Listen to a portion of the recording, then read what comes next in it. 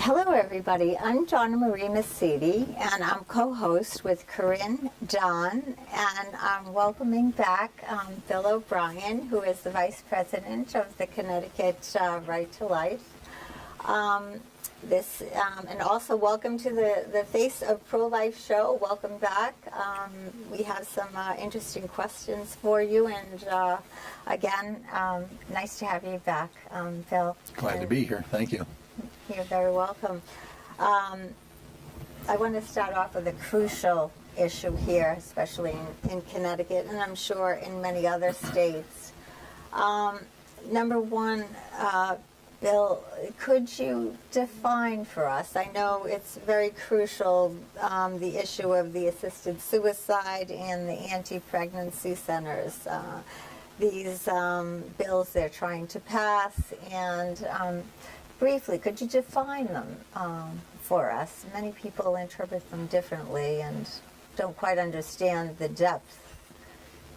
Okay, sure. Those two bills are pending in the Connecticut Legislature this year, and they've had public hearings on both of those so far. On the pregnancies, basically attacking the pregnancy centers here in Connecticut. Over 100 people, actually probably more than that. I think the hearing went on for about 7 hours just on that bill alone. And then on the assisted suicide bill, just more recently heard, it went on for about 4.5 hours, just again on that bill. So the assisted suicide bill, actually they don't use that term this year. They're using the term aid in dying. I guess they don't like this term suicide in their name of their bill, so they've tried to disguise it, but it means the same thing. And it's basically, a doctor prescribing medication, so-called medication, basically poison, to give to a patient for the person to self-administer. So the doctor he's not going to be there when you commit suicide, but they're going to put the imprimatur of the medical profession on you or killing yourself. And of course that goes against 2,400 years of medical practice going back to Hippocrates and the Hippocratic Oath, and in which Hippocrates said we should never give anything to a patient that would harm the patient or allow him to commit suicide. So that would overturn 2,400 years of practice, and bring the doctors back to to something other than the practice of medicine.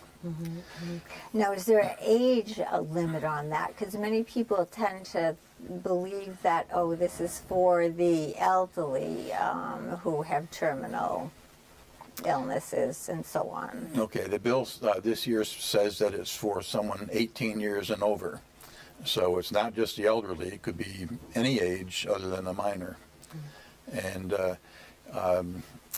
in Canada, they just legalized it a couple of years ago. They had a case go to their Supreme Court, their national Supreme Court, and it was an assisted suicide case when it went in. When it came out, they legalized not only assisted suicide but euthanasia as well.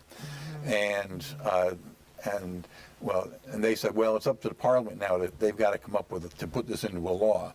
So within 6 months or a year, whatever it was, and so Parliament, they came up with a law, and essentially implementing what the court had said. And then within a short time after that, within the next year, they were talking about, well, maybe this should apply to kids as well. It didn't originally, but then they started talking about it all, right away. So I don't think it's been legalized for children, but again, it's talking about it. Now, again, in Connecticut, it would start out at 18. But who knows how long that would happen? That would stay that way once it was enacted. Absolutely, and once they get a piece, then it gets a bigger piece. Right. Now, on the anti-pregnancy centers, could you explain what are they planning to do there? Right. Well, they're charging that pregnancy centers in Connecticut have put up false advertising of some sort, and that they don't tell people that we're not an abortion clinic, because sometimes they say we will counsel you on abortion, and they do. They just don't do them there. But they will go through and tell you, this is what's going to happen. If you get an abortion, this is what's going to happen. And, you know, how it's done and the side effects or the direct effects, you know, of possibly getting one or another kinds of abortion. So they do counsel on abortions. That's not false advertising. But the other side is claiming that there's false information up there, and they want to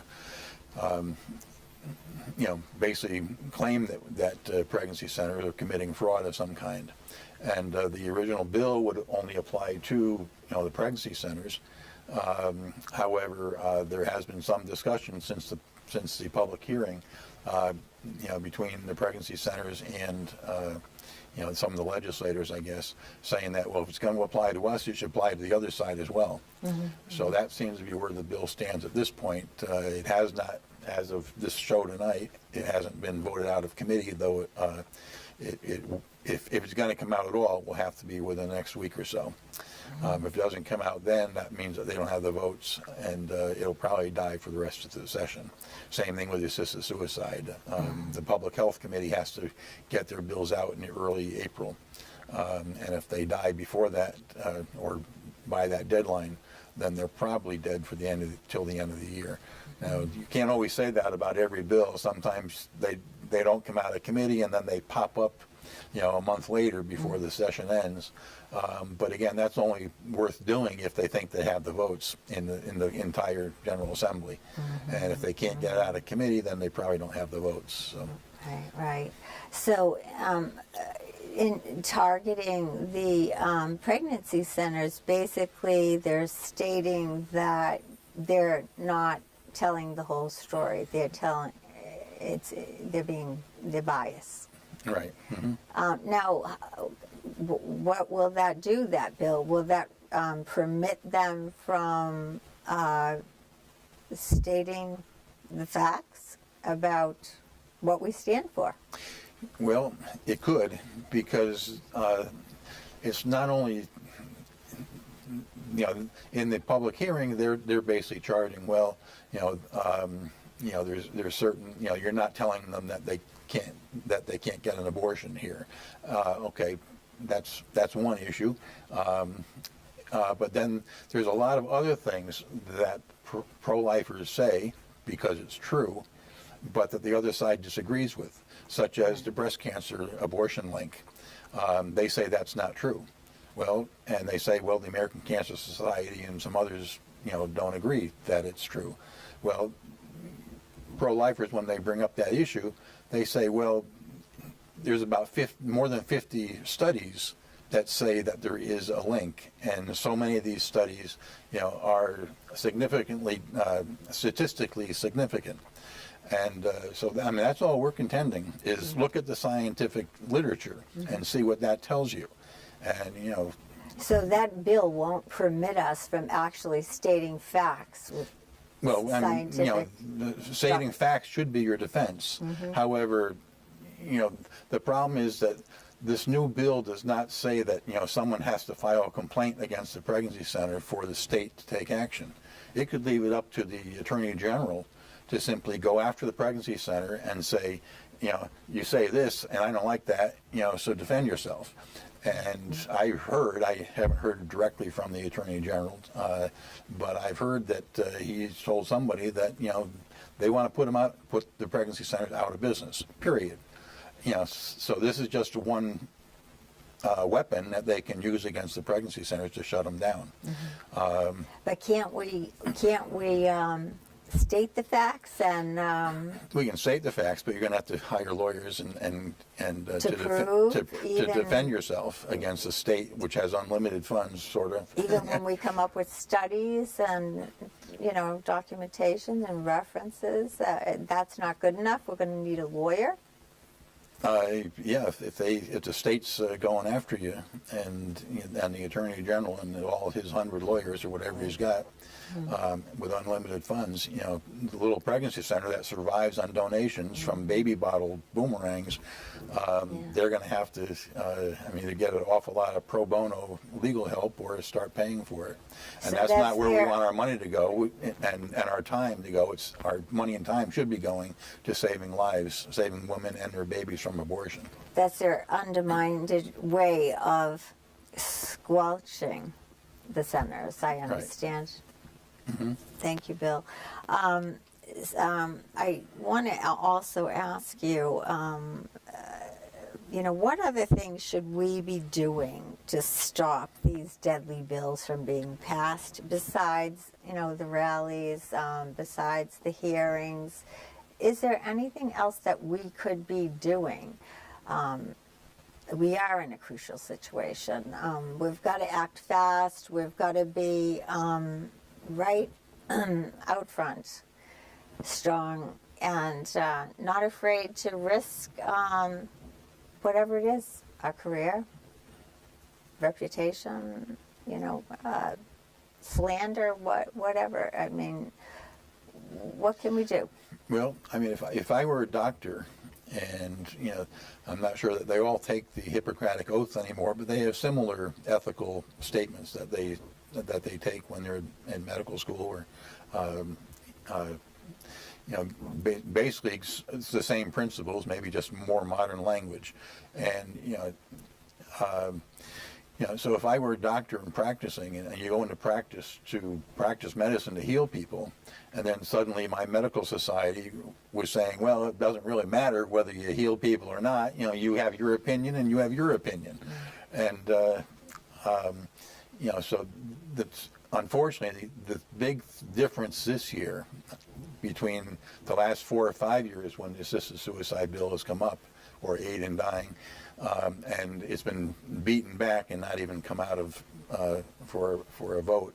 The big difference this year is that the Connecticut State Medical Society, which has been opposed to this bill in the past, this year issued a statement just a short time ago saying that they are now officially neutral.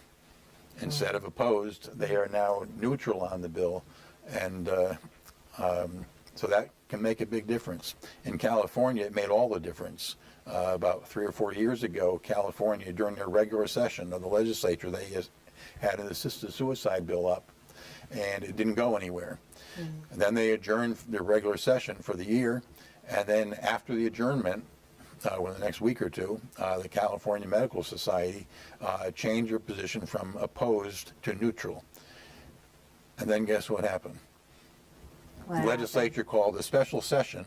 They came back into session a few weeks later and passed the bill legalizing assisted suicide in California. So all it took was for the State Medical Society to change its position. They didn't support the bill.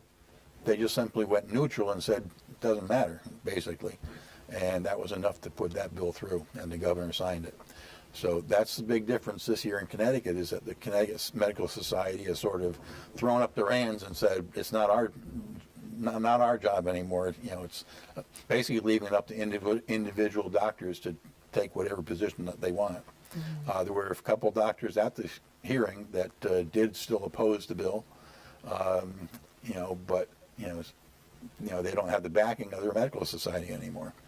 Now, a lot of doctors, I understand, in Connecticut don't even belong to the medical society, but here you got this organization speaking for at least some of the doctors. And, well, they're not supporting the doctors, I would imagine. Right. Am I correct, Bill? Right. Did they at one time, was this something that gradually they disengaged or became neutral or played the game to fit what the legislature was looking for? Well, again, the American Medical Association, AMA, they are still, nationally, their position is still opposed to assisted suicide. However, as I said, California and a few other states, I'm sure Oregon and West Washington State, and now Connecticut, their state medical societies have gone neutral. Again, the AMA is still opposed to it. Now, we had heard just a year or two ago that the strategy of the other side, those that supporting assisted suicide, were after the state medical societies, try to get them to change their positions. And in our newsletter, when we sent it out, talking about assisted suicide, we've asked our members, to contact the medical society or your doctors, and we're still asking them to do that. I see that, and that's so crucial. Again, the word is critical. Mm-hmm. We must immediately. Right. So even though they've changed that position, if we can contact your own doctors, as you get older, I guess you have more doctors, so you can have more influence on a lot more people. Every time you go in their office, tell them that you're not happy that the doctors are taking this position, and you want your doctor to speak up. Well, being in the medical field, dealing with doctors every day, and even in passing, it seems to appear to be, and this is observation, this is not judgment, what I'm seeing and have been seeing in the past 5 years, and it's getting worse and worse, the fear of doctors not wanting to speak out due to repercussion. Again, loss of practice, just the fear of it all. The opposition is just so strong and threatening to them, and they, even if you talk to your private doctor, they don't even want to. I've tried it personally to some of the doctors on, say, a hospice team. They don't even want to discuss it. Mm-hmm. They're afraid of it. They've got, and I think they've done a good job at putting the fear into the doctors, because it's the medical society, as you've mentioned, that's going to actually be our foundation of some kind of help here, mm-hmm. rescue. Am I correct? Right. Well, over the last decade or two, I guess, you've had the hospitals. In Connecticut, we have something like 30 some odd hospitals. They mostly were independent of each other. And but now over the last decade or two, they've been combining into chains, just like everything else, it seems. Mm-hmm. And especially with Obamacare, that sort of spurred it even more to start forming chains. So even the Catholic hospitals now, which were essentially maybe run by a religious order, now they're part of huge Catholic chains of hospitals across the country. And like St. Mary's in Waterbury and St. What's the one, Hartford, St. Joseph? I'm sorry, I wish I could help you. I'm not from Connecticut, but I understand what you're saying. Those two hospitals are now part of the same national chain. In fact, they're part of a New England division. And Yale is now gobbled up, 5 or 6 other hospitals, if not more. Same thing with Hartford Hospital. Mm-hmm. So you've got all these chains, and now, if associated with that hospital is now that they've got this whole stable of doctors associated with them. And they're all part of Alliance Medical Care, like associated with Waterbury Hospital, which is associated with several other hospitals in the state. And so now they're not working as just a private practice. They hang out their shingle in front of the house that's been converted to a doctor's office. Now they all work in these big buildings where they're all part of this big conglomerate. And as you said, they're working for someone else now. They're not really working for themselves. And so you can put the pressure on them. And that's why a lot of doctors have quit. Well, I was just going to say, they put them out of business. Basically, right. They gave them an ultimatum. Either they join, say, as you say, a big medical outfit, Reliant, Fallon, all of them. Before, we used to have private practices, okay? Even my own doctor put them out of business. I've seen more. They just didn't want to deal with it. Just right. couldn't deal with it, couldn't afford it, mm-hmm. Did not want to be a part of these big conglomerations that you mentioned, because they have no freedom. I mean, again, they're losing their freedom of speech right. in their own profession. Mm-hmm.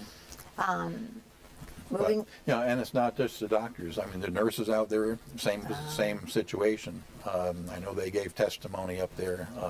I forget which nurses group it was and what their position was exactly, but it wasn't as strong as I'd like it to be. And you should have a lot more nurses up there, because they're going to be in the same position. And look at the abortion bill in New York that just passed. Now you don't even have to be a doctor to do an abortion. So who knows where this is going to go as well. Exactly. That's what's frightening, and that's what really makes this serious. We've got to do all we can. And they talk about, a lot of the people that spoke up there, they were talking about, personal autonomy, as though this only affects me, and it's my decision. And it's murder. It's murder for one thing. It's murder. Right? And it doesn't just affect them. It affects their insurance company. It affects the doctor practice. It affects the pharmacists. It affects a whole rippling group of people, and all supposed to be part of this. And the medical examiner, when he signs off on the death certificate, he's supposed to put down, he had cancer, but he committed assisted suicide or aid in dying, so I just put down the cause of death is cancer. Now that's like saying, the person has cancer and he walks down the street and gets hit by a bus and dies, but you put down died from cancer. Well, no, he died because he got hit by a bus, or he died because you committed suicide. More lies.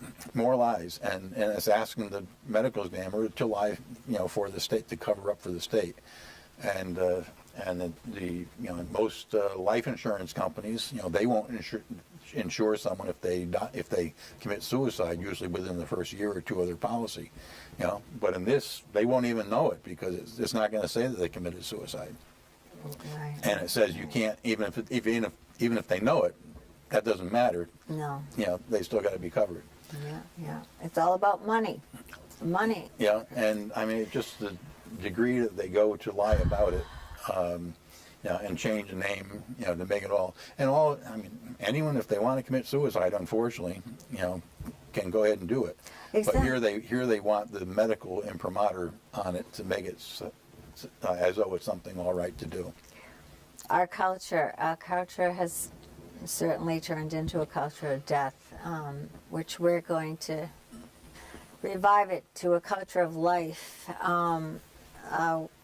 Bill, again, I do want to go back to, the anti-pregnancy center bill. Mm-hmm. How do you feel? How do we stand right now on that? Well, with the reps, the state reps and the legislators, are we outnumbered? Well, in Connecticut, there's about between 25 and 30 active pregnancy centers. There's 18 Planned Parenthoods, and I think one other independent abortion clinic. Mm-hmm. So we outnumber Planned Parenthood and abortion clinics in Connecticut by quite a number now, about 50% more. Mm-hmm. And we have a lot of supporters for those. I mean, I've been to a pregnancy center fundraising dinners, and they have between 300 or 500 people there. Mm-hmm. And a lot of those people support them throughout the year by, as mentioned before, a baby bottle boomerang, where they just put change in a baby bottle, they take home from church, and they fill it up, and they bring it back the next week. And that's how pregnancy centers survive. But that's a lot of money coming from, when you add it all up, because hundreds of people are supporting them in dozens or scores of churches, maybe hundreds of churches around the state. Mm-hmm. So we just need those people who are supporting pregnancy centers in that regard to also contact your local legislators and tell them, why should it be against the law to give away free baby diapers? Why should it be against the law to tell a woman to inform consent before she goes to get an abortion, to tell her exactly what she's facing, that could affect her for the rest of her fertility and her mental state for the rest of her life, which the Planned Parenthoods, they don't tell you. And Planned Parenthood, if you want to look at falsities, they talk about if a woman asks, well, is it a baby yet? they're usually told, well, it's the product at conception, or it's just a clump of cells. Well, how is that? Isn't that fraud as well? You know, and, Bill, you're so true. It's so true, and you know, I thank you so much for giving us all this very, very important information that we need to act on. And again, thank you. It was wonderful having you, and we'll look forward to seeing you again. Welcome, everyone. Tune in again, and thank you. yeah, just